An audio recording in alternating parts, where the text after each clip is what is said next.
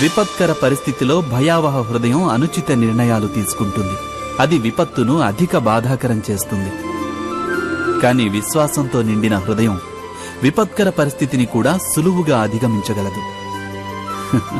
అనగా ఏ కారణం వల్ల మనిషి తన హృదయంలో భయానికి స్థానం ఇస్తాడో భయం సరిగ్గా దానికి విరుద్ధమైన ఫలితాన్నిస్తుంది.